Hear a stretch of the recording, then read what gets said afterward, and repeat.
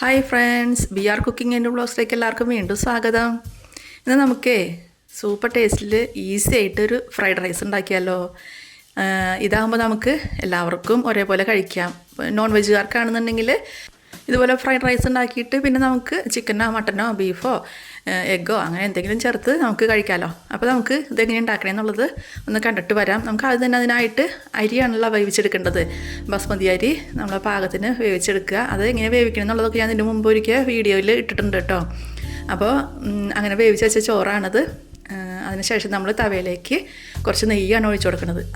അതിലേക്ക് നമ്മൾ കുറച്ച് കശുവണ്ടി ഇട്ട് കൊടുത്ത് അത് വറുത്ത് കോരി മാറ്റി വെച്ച് അതിനുശേഷം കുറച്ച് മുന്തിരി ഇട്ട് കൊടുത്ത് അതും വറുത്ത് കോരി നമുക്ക് മാറ്റി വയ്ക്കുക. ഇതൊക്കെ പെട്ടെന്ന് ആയി കിട്ടുമല്ലോ.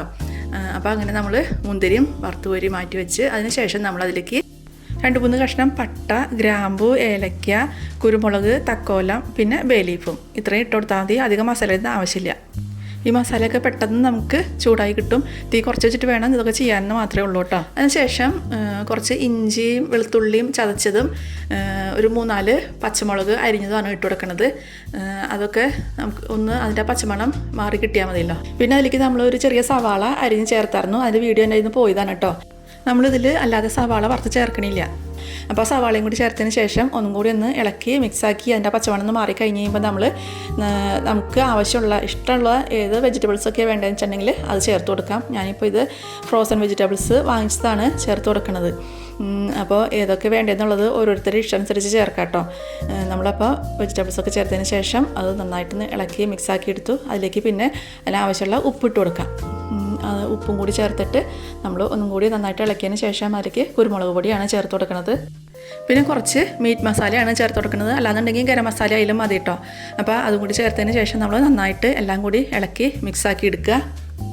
എന്നിട്ട് പിന്നെ നമ്മൾ ആദ്യം വേവിച്ച് വെച്ച ചോറ് കുറേശ്ശെയായിട്ട് ചേർത്ത് കൊടുത്തു. പിന്നെ അതിലേക്ക് കുറച്ച് സോയാ സോസാണ് ചേർത്ത് കൊടുക്കുന്നത്. പിന്നെ 1-2 സ്പൂണ് റോസ് വാട്ടറും കൂടി ചേർത്ത് കൊടുത്തു കേട്ടോ. ആ വീഡിയോയും എൻ്റെ വിട്ടുപോയതാണ് കേട്ടോ. അപ്പോൾ ഇതൊക്കെ ചേർത്താലാണ് ആ ഒരു സ്മെല്ലും ടേസ്റ്റൊക്കെ വരുള്ളൂ കേട്ടോ.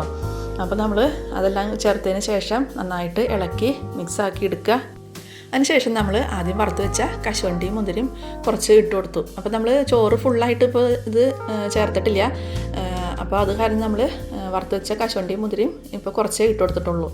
നമ്മളെല്ലാം കൂടി ഒരുമിച്ച് ഇട്ട് കൊടുത്തിട്ടുണ്ടെങ്കിൽ നമുക്കിത് ഇളക്കി മിക്സാക്കി എടുക്കാനായിട്ട് ബുദ്ധിമുട്ടല്ല. അപ്പോൾ അതുകൊണ്ടാണ് കുറേശ്ശെയായിട്ട് ചേർത്ത് കൊടുക്കുന്നത്. അപ്പോൾ നമ്മൾ ആദ്യം ബാക്കി വെച്ചിരുന്ന ചോറ് ചേർത്ത് കൊടുത്തിട്ട് വീണ്ടും എല്ലാം കൂടി നന്നായിട്ട് ഇളക്കി മിക്സാക്കി എടുത്ത്. അപ്പോൾ ഈസി അല്ലേ ഇതൊക്കെ ഉണ്ടാക്കാനായിട്ട്.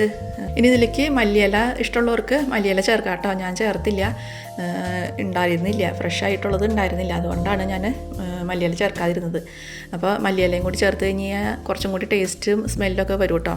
പിന്നെ നമ്മൾ ബസ്മതി അരി വേവിക്കുമ്പോൾ എന്തൊക്കെ ശ്രദ്ധിക്കണം എന്നുള്ളതൊക്കെ ഞാൻ ഇതിന് മുമ്പ് ഒരു വീഡിയോയിൽ പറഞ്ഞിട്ടുണ്ട്.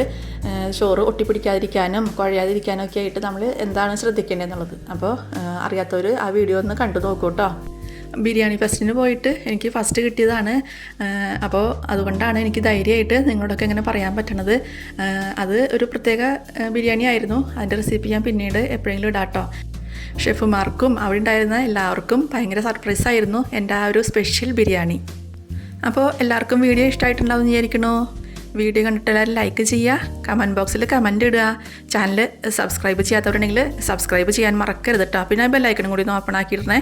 അപ്പോൾ നമുക്ക് ഇനിയും ഇതുപോലെ നല്ല നല്ല വീഡിയോസായിട്ട് വീണ്ടും കാണാം. താങ്ക്